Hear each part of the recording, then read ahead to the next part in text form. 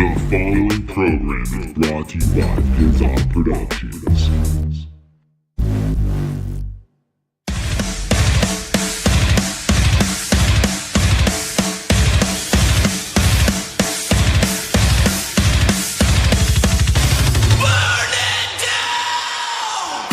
What's up, ladies and gentlemen? Welcome to an all-new episode of the Totally Necessary Wrestling Podcast. I'm your fucking host, Kevin Porter. Very tired, Kevin Porter. I'm not gonna lie, guys. Last 24 hours. Oh, geez, man. I thought I could totally, get home at like 3:30 in the fucking morning, sleep for barely a couple hours, then get up and go do a full day of work, pretty much.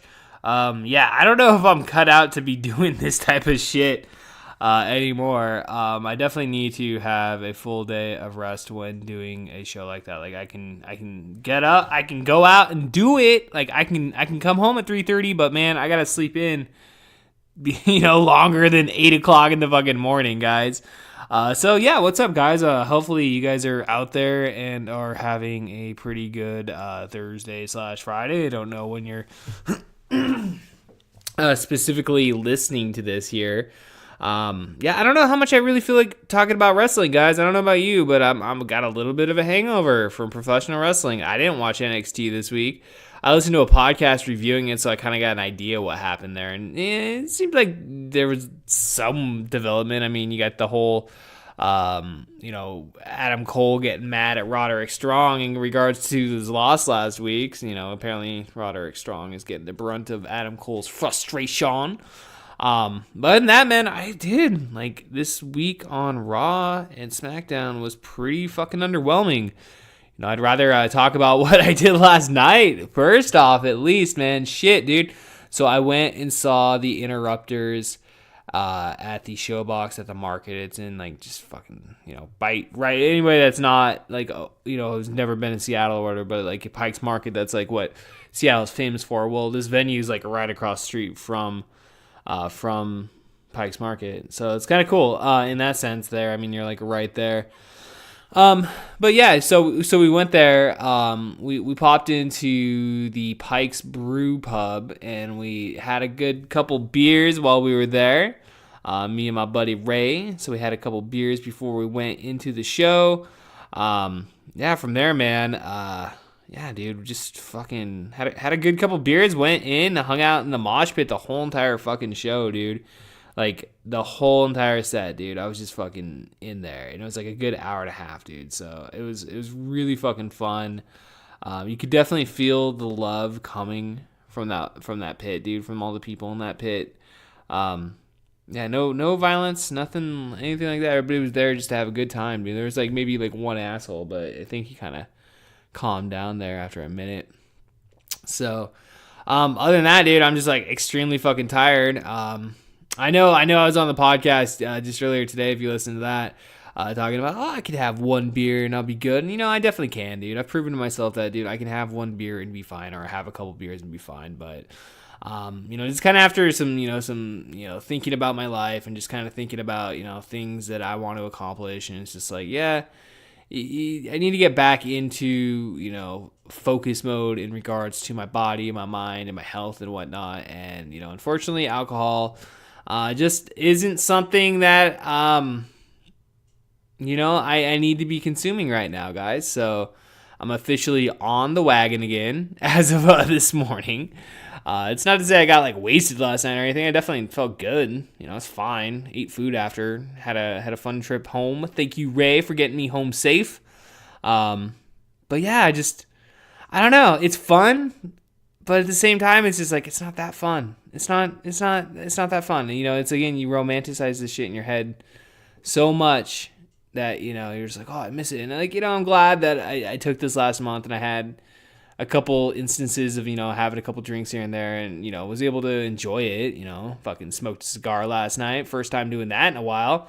And again, though, I just kind of see with doing that though, where it can lead. Just in terms of it's doing that a lot more, and I don't need to be smoking cigars. I don't need to be doing any of that shit, man. So I just made the decision. It's like, all right, okay, last night was fun, But, we're back on the wagon. I was thinking to myself, I was like, where do I want to see myself April 11th, 2020? And I want to be celebrating another full year of not having a drink whatsoever. Kind of set that goal out there, and again, we're not going AA on everybody or anything, but just that's my personal goal. Let's do another calendar year of no booze whatsoever, and again, hey, we're not saying, goodbye forever, but, again, after 2 years of fucking not boozing, and then, taking a couple weeks and having a couple drinks here and there, it's just kind of, it was enough to remind me that I do enjoy it, but at the same time, do I need it? No. I don't know. So just in that sense, we're back on the wagon. I'm putting it out there in the universe, so maybe I'll talk about it more on the other podcast, that doesn't have to do with professional wrestling. But again, guys, I'm fucking super tired. Wrestling kind of fucking was pretty boring this week, I thought, so I don't really got much to fucking say. I mean, we can go through everything here. We saw the Universal Championship champion Seth Rollins kick off Monday Night Raw. He was interrupted by Kofi Kingston. Basically, they challenged a winner-take-all match for that night. I actually was pretty fucking excited for that. I thought that would be a good match. It was a good match, but then they fucking interrupted it with the bar. It was just like this whole, I don't even really want to break down this fucking week, dude. Like, the fucking both Raw and SmackDown were pretty fucking just disappointing. I mean, I'm not expecting, major call-ups, considering the fact that they've had all these call-ups the last, couple months there. It's like, really, there was no reason to do that. So, it's nice to see Lars Sullivan finally make his debut. Becky Lynch getting fucking, laid out later in the evening. And again, I'm so fucking tired. Lacey Evans? Is it Lacey Evans? Lacey Evans? I don't know. I'm so fucking retarded right now. Becky Lynch, Lacey Evans, yeah, no, there we go. Lacey Evans, taking out Becky Lynch. I heard that on the podcast. I heard people, this is what we're doing, guys. We're getting Lacey Evans versus Becky Lynch. It's the first title match. It's like, dude, well, you gotta fucking, why not? Like, if you're gonna fucking make a big deal out of her, you might as well have her face the champion. I don't know, like in NXT, did I think she was the best worker? No, but I enjoyed her character. I thought character-wise, she's got it going. So personality-wise, she's got it going. So I got nothing wrong to say in regards to that, dude. I thought that was actually probably one of the better parts of Raw and SmackDown this week. Not necessarily Becky Lynch's promo. I think she needs to fucking get some of that anger back. I think she kind of has cooled down in that sense. But outside of that, though, I think. The Lacey Evans, storyline going in here can definitely and should be pretty decently fun for the most part.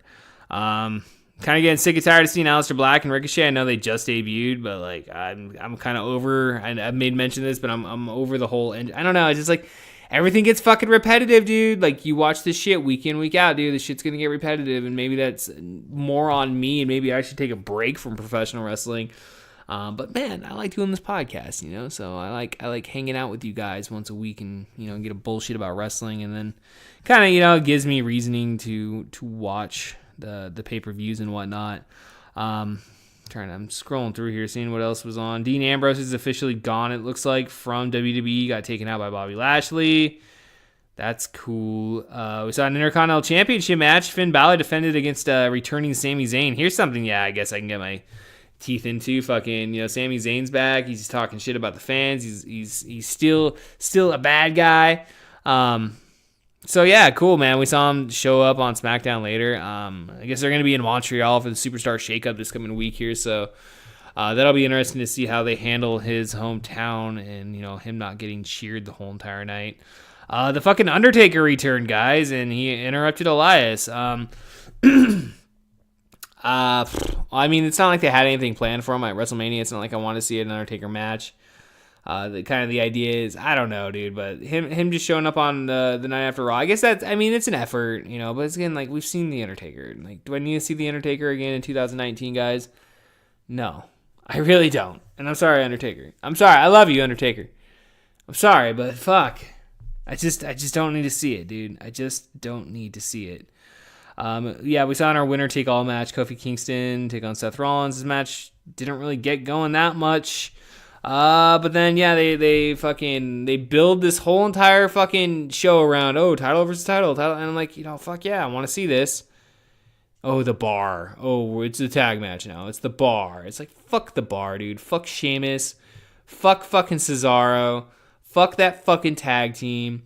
Fuck Raw and their stupid fucking... You deserved all the chance you got. AEW, CM Punk, the Beach Balls. You deserved all that. For that shitty fucking swerve, dude. Like, fuck you, motherfuckers. Let's see here. We jumped on over to SmackDown. We saw the New Day celebrating Kofi Kingston's win. This drew out the bar again, but they brought Drew McIntyre over, which we didn't see. Like, you didn't see a lot of guys on Raw or SmackDown this week, which obviously some people are hurt. Probably best to keep some people off at some points, but not necessarily a bad thing that we didn't see, Roman Reigns or Drew McIntyre on Raw. But again, we saw Drew McIntyre show up on SmackDown, which again, this is like leading to like the whole brand split. Like, I don't know, dude. You got the Superstar Shakeup going down next week. So if like Drew McIntyre or Braun Strowman gets brought over to SmackDown, it's like, is it really going to be that big of a deal? No, not really. I don't know, dude. I just like I'm fucking jaded right now, guys. I apologize for my negative attitude. Again, like I'm not necessarily negative towards it, but it's just I'm tired as fuck right now. I'm like operating on 3 hours of fucking sleep, so I'm just gonna take my anger out on what fucking was wrestling this week. We saw Aleister Black, Ricochet, and Ali take on Rusev, Shinsuke Nakamura, and Andrade. This is actually a pretty good match here. I got nothing bad to say about that. Ultimately, at the end, we saw Randy Orton get involved. He dropped the RKO on Ali. Maybe that's going to be a feud coming out of WrestleMania for them. And then we saw, I think that was Rusev that took the stunner from Kevin Owens, which fucking poor Kevin Owens, man. You wish there was more that they were doing with him at this point. But the Superstar Shakeup is coming up, dude. So I anticipate that we will be seeing a lot of people get shuffled around. And we will be seeing new storylines develop here shortly. Speaking of possible new storylines, we saw R-Truth and Carmella come out. Carmella boasting about how she won the Women's Battle Royal on Sunday. Samoa Joe came out and just beat the shit out of fucking R-Truth, which was fucking awesome. Samoa Joe's fucking money, as always. Basically talked shit about beating Rey Mysterio in a whole minute. More or less said that he's gonna take everybody out very similarly in regards to how he moves forward. In fighting in WWE. Defending his U.S. Championship. This brought out Braun Strowman. I don't know. I don't want to see a fucking Samoa Joe lose. I don't think he should be fucking losing matches right now, but I wouldn't mind seeing him and Braun Strowman. If Samoa Joe wins, I think this guy needs to be built the fuck up to the moon. It's just like him fucking constantly losing feuds. We're lucky we saw him beat Rey Mysterio. Thankfully, he got a fucking hurt ankle. I mean, that's probably the only reason we fucking got that. So, I mean, it is what it is, guys. Women's Tag Team Championships. The Iconics took on the Brooklyn Bells. I don't give a fuck about that. Paige is going to bring some new tag team next week. Great. We saw the continuation of Shane McMahon gloating over his WrestleMania victory. He did the whole thing. I mean, him and the announcer guy, Greg Hamilton, kind of going back and forth this whole greatest in the world, best in the world bit. I guess I don't really have anything. I mean, it kind of makes Shane McMahon into the bully or whatever. So it kind of portrays him and still in that bad guy fold. So whatever. We saw the Usos defending their SmackDown Tag Team Championships against the Hardy Boys. A lot of title matches this week. Well, we got new tag champions, guys. The Hardy Boys defeated the Usos here. Okay. Hardy Boys got laid out by Lars Sullivan. So your brand new tag team champions get laid out by your new monster heel, which I have nothing against Lars Sullivan taking people out, but it's kind of reminiscent. I don't know how many of you guys watched wrestling back in 2002 when Brock Lesnar fucking debuted, but the Hardys were in a similar situation with Brock Lesnar when he was debuting on the main roster. When he was just rolling through people back in 2002 or whatever. But nonetheless, here you got new champions. Sucks for the Usos. I mean, considering the fact that I was happy that they won on Sunday, but then they just drop it on Tuesday. It's like, does it really matter? No, it doesn't matter. It does not matter at all. We saw again Becky Lynch basically saying she's going to be pulling double duty, take on every challenger. She gets fucking punched out by Lacey Evans again, which again I like the build so far. I don't give a shit what people say. I like Lacey Evans. I liked her when she was on NXT. So everybody out there that's talking shit can suck a fucking dick. So the New Day took on The Bar and Drew McIntyre. So notably what happened here apparently is I believe Big E is out with an injury. I think he took off during the middle of this match here, and so it was essentially a handicap match, I guess. Yeah, I don't know, guys. Trying to see if that was specific, because I actually kind of did fast forward through the shit, but I heard something on the podcast I listened to and shit, talking about how somebody had left, and I was too lazy to rewind it. So I don't know, man. If he's hurt, dude, that sucks. I mean, especially, with the timing of Kofi winning it's not like Big E's needed specifically 100%, but I mean, as a tandem unit, you'd like to see him not hurt, I guess. So, hopefully he is able to make a quick recovery. I don't give a shit about The Bar, dude. I don't give a shit about fucking fucking Sheamus. I don't give a shit about Cesaro at this point. Drew McIntyre, I care. I like them all. I don't know. I like Cesaro.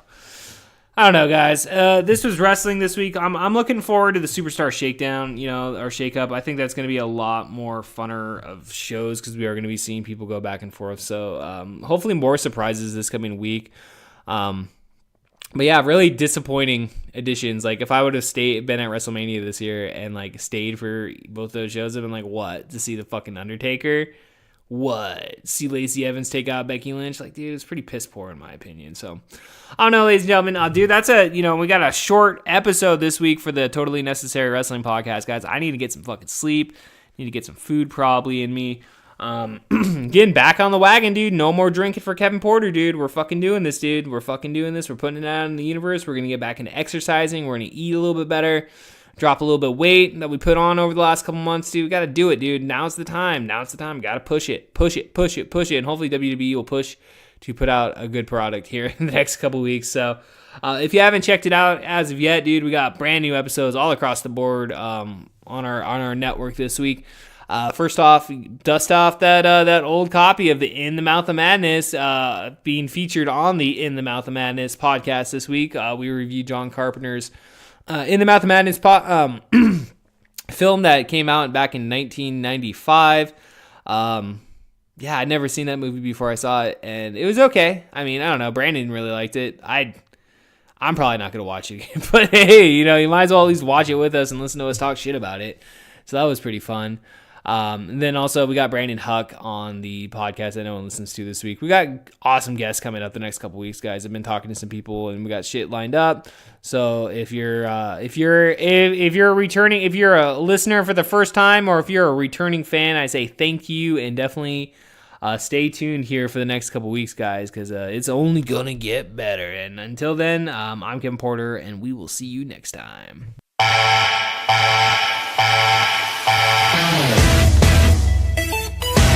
Traditional.